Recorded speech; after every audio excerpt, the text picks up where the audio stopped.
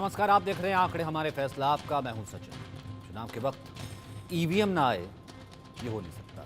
विवाद supreme court तक पहुंचा, जहां एक दिन पहले इलेक्ट्रॉनिक वोटिंग मशीन यानी कि ईवीएम और वीवीपैट पर्चियों की 100% क्रॉस चेकिंग की मांग को लेकर सुप्रीम कोर्ट में सुनवाई हुई।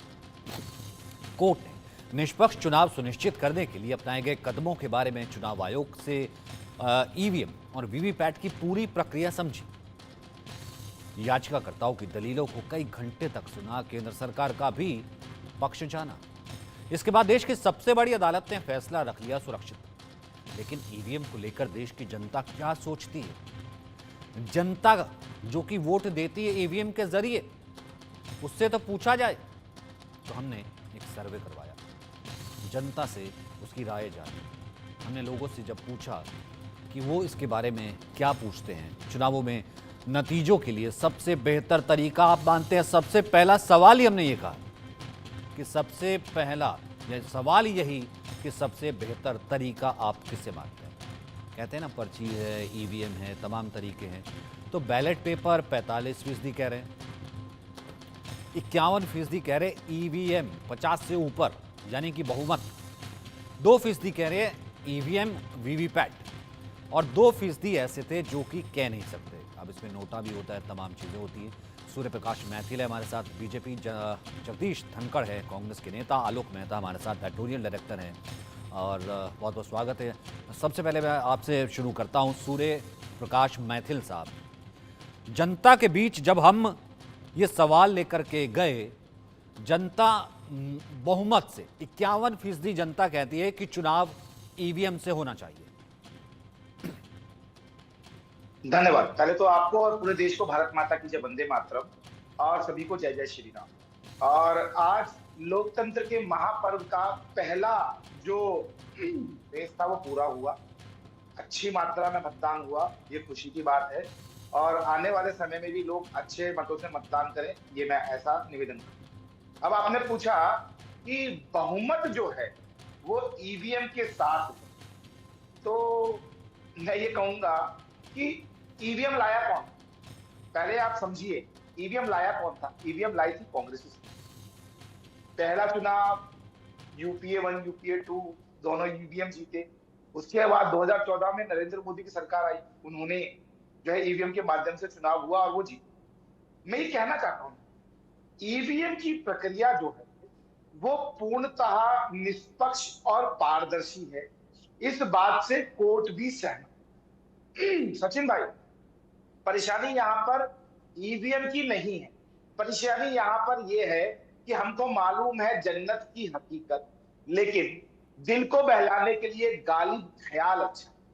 ये डबल स्टैंडर्ड पॉलिटिक्स जो है, उस डबल स्टैंडर्ड पॉलिटिक्स को देश की जनता देख रही है। यही कारण है कि आपने जो सर्वे कराया उसमें 51% जो है वो ये चाहते हैं कि ईवीएम से ही मतदान होना चाहिए। और एक बात, जब तेलंगाना के अंदर ईवीएम से चुनाव होता है और कांग्रेस की सरकार बनती है तो ईवीएम पाक साफ हो जाती है। जब हिमाचल प्रदेश के अंदर ईवीएम से चुनाव होता है तो ईवीएम पाक साफ हो जाती है। दिल्ली के अंदर जब विधानसभा में चुनाव होता है तो ईवीएम पाक साफ हो जाती है। लेकिन जैसे ही इनके खिलाफ देश की जनता वोट देती है तो ये ठीकरा जो है ईवीएम पे फोड़ना शुरू कर। और अभी भी जो ये विपक्ष लगातार रोना रो रहा है ईवीएम ईवीएम ईवीएम, मैं पूछना चाहता हूं, यहाँ कांग्रेस के प्रवक्ता बैठे, जब ईसीआई ने नहीं सर, बुलाया वो तो मैं अगले और सवाल की तरफ चला कहा था, जाऊंगा। मैं तो जनता का मन टटोल रहा था और उसमें से मैंने तो आपको सारे विकल्प दे दिए। आपने कहा कि ईवीएम से होना चाहिए, आप जनता के साथ जा रहे हैं, यानी कि अब तो जनता भी जा रही है। भाई ये कोई जगदीश धनखड़ जी जो अलग से थोड़ा ना कोई अपनी मशीन लेकर के आया, सवाल नहीं उठाने का मैं ये इनको कहना हक है। नहीं चाहता नहीं, हूं, सवाल उठाने का इनको हक है। हो सकता है ये नहीं 45% लेकिन में आते हक हो। है। Okay sir. सचिन भाई, सर ये ऐसा है कि सचिन हो भाई एक सकता है मिनट, 45% में सचिन आते भाई हो। एक एक मिनट, दिन ये डिबेट शो नहीं है, ये डिबेट शो नहीं है। मैं ओपिनियन लेता हूं, डिबेट शो नहीं है सर। अगर आप ये आंकड़े हैं, डिबेट शो नहीं। तो जगदीश धनखड़ जी 45% कहते हैं बैलेट पेपर, 51 कह रहे हैं ईवीएम। तो आप किस में? और जनता की राय 51% ईवीएम यानी कि देश की राय। तो मैं जगदीश धनखड़ नहीं, जगदीश शर्मा हूँ। शर्मा बात जी में मैं है कि ठीक कर आप, लेता हूं। हाँ ठेका हाँ, दीजिए। क्योंकि ये शायद और दूसरा जनता, टाइपिंग एरर जो है हमारे जो एक सहयोगी है उनकी तरफ से हुई, क्योंकि मैं भी कंफ्यूज हो रहा कोई था बात, कि इन्होंने न, गलत नाम न, क्यों लिखा हुआ है। न, नोटेड सर। कोई बात जी नो, सर। No issue. देखिए ईवीएम का विरोध हम तो अब कर रहे हैं, लेकिन प्रधानमंत्री शुरू से ही कर रहे थे कि जिस देश में पढ़े लिखे लोग हैं वो बैलेट पेपर पर अपना नाम देकर ठप्पा मारते हैं। ये प्रधानमंत्री नरेंद्र मोदी जी ने सबसे पहले विरोध शुरू करा था। वो कहना कि अब तो पूरा देश कर रहा है। ये आंकड़े आपके 45% जरूर दिखा रहे हैं, लेकिन पूरा देश कह रहा है कि बैलेट पेपर से चुनाव।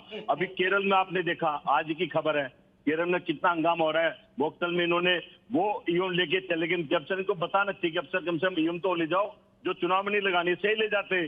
वहां भी बटन दबाओ, 2-2 वोट जा रही है भारतीय जनता पार्टी को। ये जो 200 पार की बात करें, हिसाब से तो 400 आ ही गए, 200 एमपी आ गए तो, और गलती से 300 एमपी आ गए तो 600 रिजल्ट आ जाएगा। फिर क्या नेपाल, तिब्बत, जो मैं बार बार पाकिस्तान से एमपी कहता हूं लेके आएंगे, वो सामने लेके आ रहे हैं। कर क्या रहे हैं ये? देश की जनता से कई वादों पर बात नहीं करेंगे, और जनता कह रही है बैलेट पेपर, तो बैलेट पेपर पर आ जाओ। आपने तो जनता के बहुत काम करे, क्यों डर रहे हो? आपको तो जनता वोट देगी, डर होना ही नहीं चाहिए। सर, जनता तो कह रही ईवीएम बाहुबली 51%। नहीं, मैं तो कह रहा हूँ 100% फीस भी कह रहे हैं कि बैलेट पेपर से चुनाव कराओ, जो सच्चाई है। आपके सर्वे में 45 है तो 45 मान लेते हैं, पर बैलेट पेपर जब शक के घेरे में आ गई है ये मशीन, अब तो लैपटॉप भी कनेक्ट हो रहा है। सुप्रीम कोर्ट ने पूछा चुनाव आयोग से, वो कह रहे हैं जवाब नहीं दिया गया कि लैपटॉप प्रो हम भी इसमें फिट करते हैं। फैसला कहाँ है सर? वो तो सुप्रीम कोर्ट में फैसला सुरक्षित है सर, अभी तो सिर्फ समझा गया। ये डिबेट शो नहीं है सूर्य प्रकाश जी, मैं आपको रिबटल का मौका नहीं दे सकता। अगला सवाल मुझे लेना है, लेकिन एक एक्सपर्ट कमेंट 30 सेकंड का शुरुआत में आलोक सर से लेना चाहता हूं। आलोक सर, मतलब हम सर्वे ले रहे हैं, पूरी दुनिया में जाके ये पूछ रहे हैं किससे वोट देना है, जनता वोट देती है ना। पूरा देश कह रहे हैं 51% कह रहे हैं ईवीएम। अब भी जगदीश जी कह रहे हैं कि नहीं 100% कहते हैं कागज पे रख के देंगे, जब कई कई रातें लग जाती थी, कई दिन लग जाते थे। सचिन जी देखिए, कंप्यूटर जब आया था तो कई लोग राजीव गांधी के समय में, और हम लोग भी स्टोरी छापते थे कि लोग उसको खोलने में डरते थे कि पता नहीं क्या होगा और इससे तो सब रोजगार खत्म हो जाएगा। तो कंप्यूटर क्रांति का मैं तो श्रेय दे रहा हूँ कि राजीव गांधी के समय से शुरू हुआ। कांग्रेस के समय में ईवीएम मशीन आई। हमारे चुनाव आयोग के जितने बड़े बड़े आयुक्त रहे जो इस सरकार से बहुत असहमत हैं, नरेंद्र मोदी की सरकार से, चुनाव वाले मामले पर नहीं, ईवीएम के मशीन के समर्थन में है। सरकार की कुछ नीतियों को लेकर आलोचना, चूंकि अधिकार है, वो चुनाव आयोग नहीं है। मेरा ये मानना है कि आप हमारा सर्वे का कितनी संख्या में, हमें रातों रात इतना ज्यादा संख्या में नहीं पहुंच सकते हैं। और ठीक है, हमारे मेहमान कह रहे हैं कि उनके हिसाब से 100% है, और मेरे हिसाब से जो जवाब पूछ रहे हैं, इस देश में जब बूथ लूटे जाते थे, जो बैलेट पेपर पर जब होता है, इसी पश्चिम उत्तर प्रदेश में जहाँ चुनाव हुआ, बिहार पे हुआ, कई राज्यों में और नक्सल इलाकों में जहां बंदूक की नोक पर वोट डलवाते थे, वहां पर उसके बजाय मशीनों से, अरुणाचल में मशीन ले जाकर के, वीडियो दिखाई हमारे मित्र को कि कितनी दूर रस्सी से जैसे ले जाकर के बैलेट पेपर ले जा रहे हैं। हमारे कर्मचारी, हमारे सेना के लोग, हमारे सिपाही, सब लोग सेवा कर रहे हैं। नहीं, और एक सवाल और आता है ना आलोक सर, एक सवाल और आता है, हम जनता के बीच लेकर के गए कि क्या इलेक्ट्रॉनिक वोटर मशीन ईवीएम को आप पूरी तरह सुरक्षित मानते हैं? हमने ये पूछा जनता से, तो आप मानते हैं कि नहीं मानते, ये हमारा दूसरा सवाल था। 59% ने कहा हम सुरक्षित मानते हैं। मतलब ये कहा जाता है ना कि हैक हो जाती है, इधर हो जाती है, उधर हो जाती है, खैर वो सुप्रीम कोर्ट का भी हवाला दे रहे हैं, तो वो मामला अभी वो सुरक्षित है। नहीं कहने वाले 40% थे, कह नहीं सकते 1%। और इसको लेकर के आलोक सर आपसे ही शुरू करना चाहता हूँ 30 सेकंड, फिर उसके बाद बाकी और जो मेरे गेस्ट हैं उनके पास भी जो मैं इतने ही वक्त के लिए जाऊँगा, क्योंकि हम और भी सवाल लेंगे। तो सबसे पहले आलोक सर, मतलब सुरक्षित है, अथॉरिटी कौन है? Chief election commissioner. वो कहते हैं कि कौन ऐसा इंजीनियर है, आज तक कोई कुछ नहीं कर पाया। वो सब कुछ जो है वो ईवीएम तो है ही नहीं, ईवीएम जितनी है वो गिनी हुई है, और ईवीएम कहीं बाहर जा ही नहीं सकती। कौन सी ईवीएम, कौन सी मशीन? भाई होगी तो हैक करोगे ना, ऐसे कैसे जो है ये तो अफवाह फैलाते रहते हो कि सुरक्षित है कि नहीं है। और 59% लोग कह रहे हैं हाँ सुरक्षित है। संक्षेप में कहूंगा, देखिए केजीबी कहिए, सीआईए कहिए, विदेशी चाइनीज एजेंसीज कहिए, वो झूठ को जितनी बार अधिक प्रचारित करें, हमारे मीडिया का भी इस्तेमाल करते हैं, कुछ मीडिया पर छापे वापे पड़े भी हैं, तो ऐसी दृष्टि से ये प्रचार करना कि देखिए भरोसा मत करिए, तो हमारा देश तो अंधविश्वास वाला है, चुड़ैल है, मार देगी, उस तरह से मशीनें हाथ लगाएंगे। रेल आई थी तो कहते थे रेल में पता नहीं क्या करें, भूत आ रहा है। तो इस तरह से इसके बारे में फैलाने से, वरना 80% जाकर के बड़े खुशी से वोट डालते हैं। आदिवासी इलाकों की महिलाओं ने वोट डाले तभी सरकार बघेल की भी आई, या उसके बाद बीजेपी की भी आई, रमन सिंह की भी आई। इसलिए मेरा ये मानना है, या तेलंगाना में दूसरी सरकार आई, मेरे हर राज्यों में अलग अलग आए हैं, उसी मशीन से जो निरक्षर लोग हैं उनको भी भरोसा है कि हाँ, कि मशीन से जल्दी काम होता है, हमें उतनी देर वो पर्चा उस पर ठप्पा कोई और लगा दे, ये भी नहीं है, मेरा जाएंगे। हाँ, उसके बारे में उसकी पुष्टि के लिए सैंपल की तरह से ये भी कहा गया कि साहब सब कुछ हो सकता है अगले सवाल में बोले में, लेकिन सही बात यह है कि इसकी पुष्टि के भरोसे पर तो दुनिया चल रही है। यूं तो आप कह देंगे साहब वो हैक करके अमेरिका वाला ही वोट डलवा रहा है, और चीन वाला राहुल गांधी के लिए डलवा रहा है। यदि ऐसा फैला दीजिए तो लोग भरोसा करेंगे, हाँ भाई राहुल गांधी को तो चीन से अमेरिका ब्रिटेन जाते हैं, वहां से पैसा ले आते हैं, वो बड़ा भी घोटाला हुआ था कौन सा, उसका पैसा ले आए होंगे। तो झूठ यदि ज्यादा कोई एकदम कह देगा कि हाँ पैसा लेके अटैची में नहीं, हेलीकॉप्टर से आए, राजनाथ सिंह जी के हेलीकॉप्टर की जांच हुई, राहुल गांधी की भी हुई, नहीं साहब हमारे साथ कर रहे हैं, तो विश्वास की बात है। हमें विश्वास है कि हमारे पास कुछ नहीं है, ये जांच कर लीजिए। जगदीश जी, विश्वास है जनता को 51%, मतलब ऐसे थोड़ा ना कह रहे होंगे, मतलब जनता कह रही सुरक्षित है, मतलब वो कहते हैं जब सुरक्षित है। सचिन भाई, आलोक मेहता जी कह रहे हैं कि वो लूटे जाते थे बूथ, वो तो अभी भी लूटे जा रहे, कौन बचा पा रहा है? अभी हमने खबरों में देखा कई बूथ लूट गए हैं।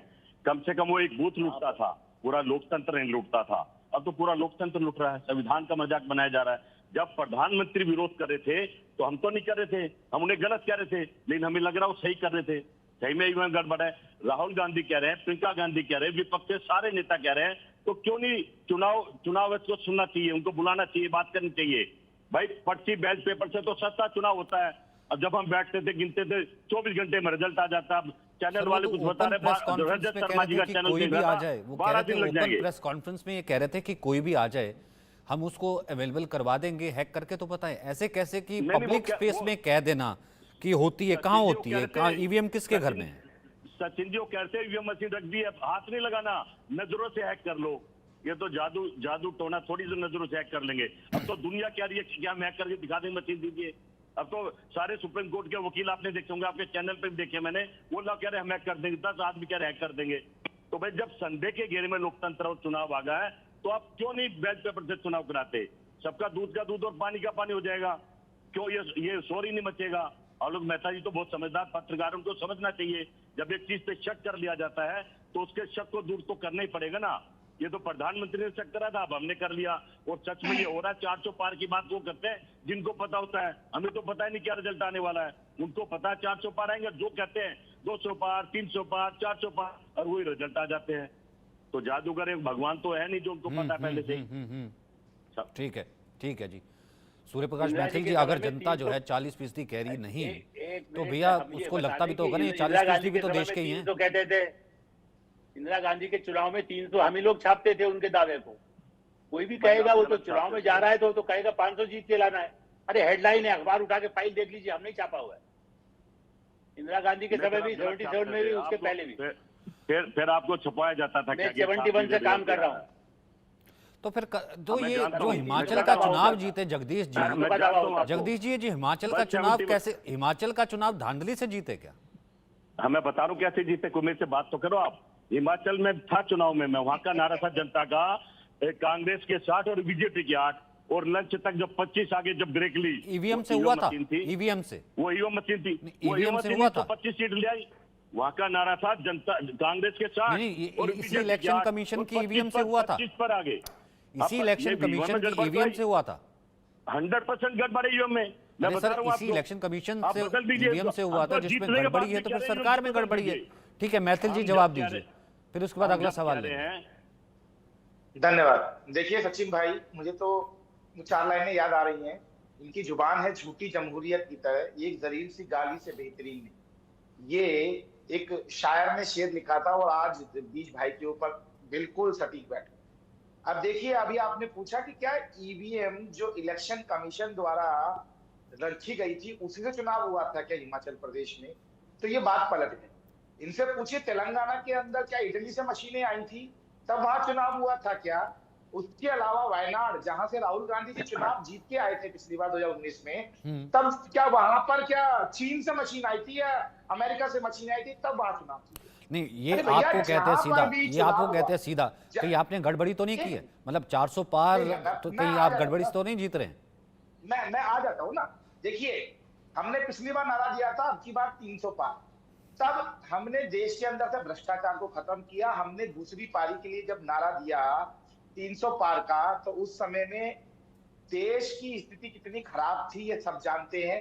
देश की अर्थव्यवस्था जंग में जा रही थी। मोदी जी के द्वारा जो कार्य किए गए, उसके बाद देश की जनता सम्मोहित हुई और 300 से ज्यादा की सीटें थी।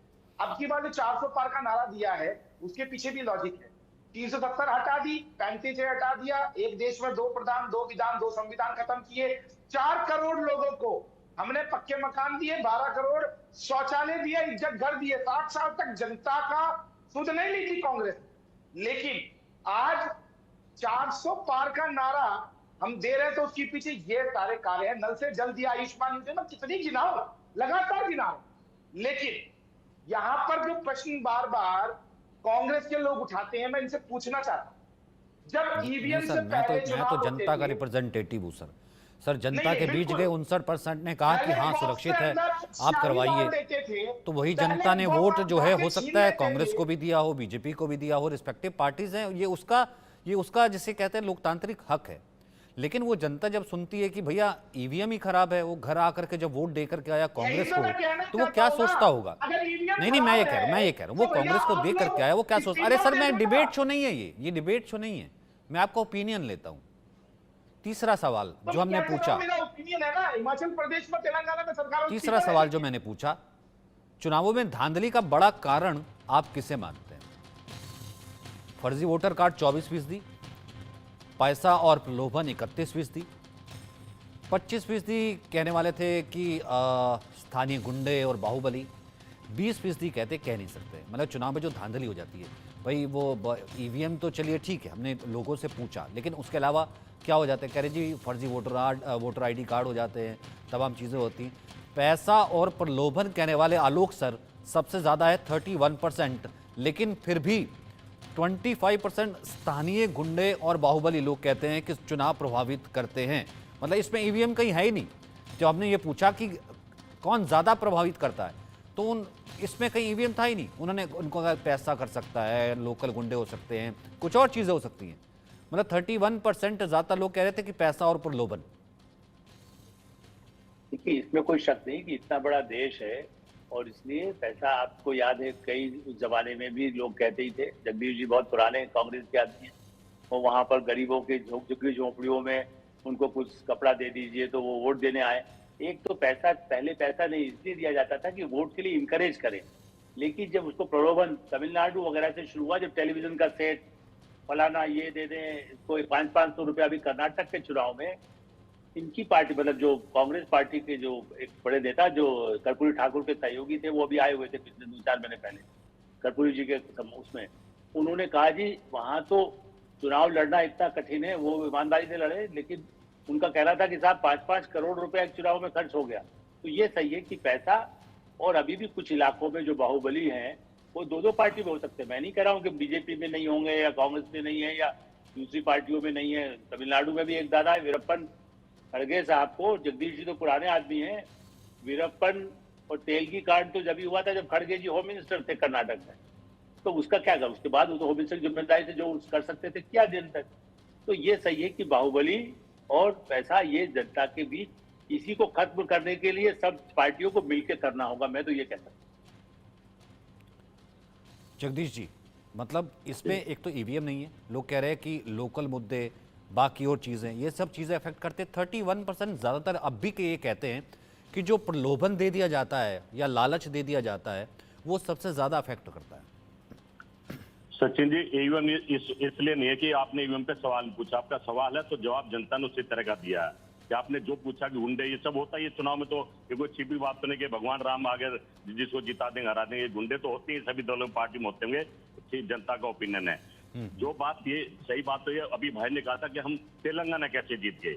हमारे देश के प्रधानमंत्री चाहते एक देश एक चुनाव। ये जो चरणों में चुनाव होता है ना, यही जीतने के कारण है। हर बार कोई ना कोई चक्कर चलाता है। अब तेलंगाना लास्ट का चुनाव था, उनके डीजी को क्यों सस्पेंड कर दिया सुबह, उसने गड़बड़ नहीं करने दी हमने, तो हम जीत गए। नहीं तो हम भी नहीं जीत रहे थे वहां चंद्रशेखर राव सरकार बना रहे थे, मैं आपको बता दूं।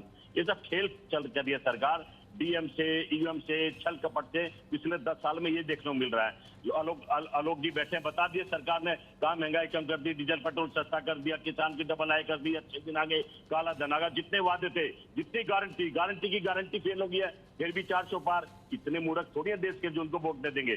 प्रधानमंत्री क्या नेपाल से, तिब्बत से, पाकिस्तान से एमपी थोड़ी लाएंगे 400 पार के लिए। इनकी हालत बहुत खराब है।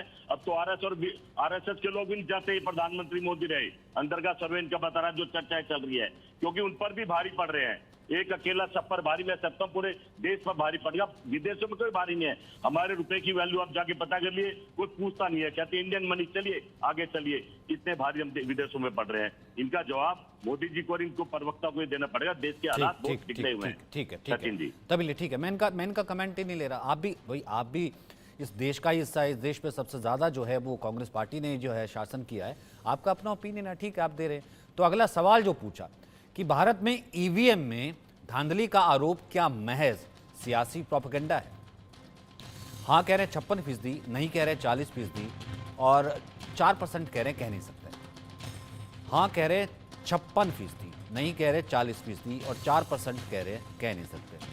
आलोक सर, 56% को तो समझ में आता है ना कि दो लोग आपस में लड़ते हैं ईवीएम के ऊपर, पार्टी के, सियासी पार्टी के, और जब अपनी सरकार बन जाती है तो वो वहाँ की ईवीएम ठीक, उसका जवाब डायरेक्ट नहीं देते। तो जहाँ नहीं बनती है तो कहते हैं हैक हो जाती खराब। इसीलिए देखिए, हमने शुरू में जो कहा ना कि रिक्शे वाले से आप पूछिए, बस में जाइए, ट्रेन में जाइए, तो अरे राजनीति है कई चीजों में। इसीलिए जब इस तरह की बातें कही जाती है तो कहते हैं अरे भाई वोट डालना है हमको, ये तो सब राजनीति है, कुछ कहते रहते हैं। इसलिए मुझे लगता है कि सर्वे में काफी हद तक कुछ लोग, बल्कि आपको इसीलिए ज्यादा वोटिंग क्यों हो रहा है, 60%, 70%, 80% तक वोटिंग पिछले वर्षों में हुआ। चाहे वो जहाँ गड़बड़ होता है अदालतें हैं, तो चुनाव आयोग है, और जनता तो है ही, जनता वहां पर उसको उखाड़ फेंकती है। उसके बाद अगले चुनाव में, नगर पालिका के चुनाव में उठा देती है, कभी विधानसभा में हटा देती है।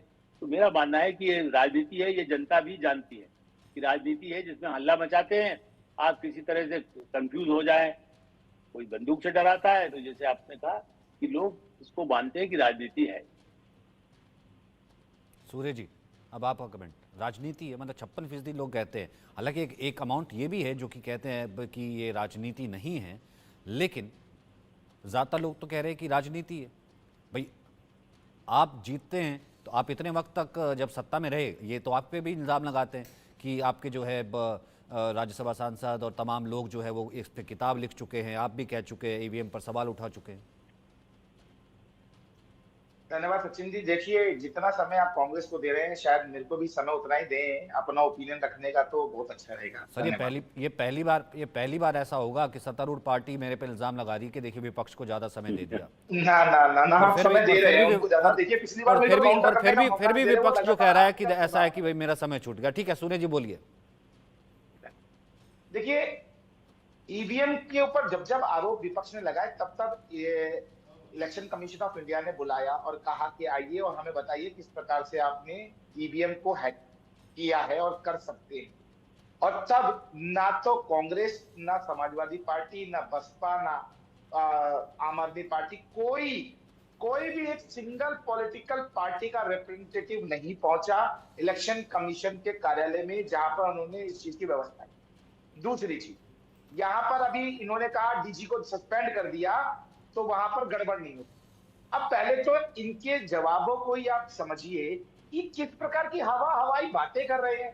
अरे वहां केरल के अंदर यदि चुनाव होता है और आपकी पार्टी हारती है और सीपीआईएम जीत जाती है, तो वहां तो ईवीएम ठीक है, लेकिन भाजपा शासित राज्यों में अगर हम जीतते हैं और आप हारते हैं तो आपके हिसाब से ईवीएम खराब।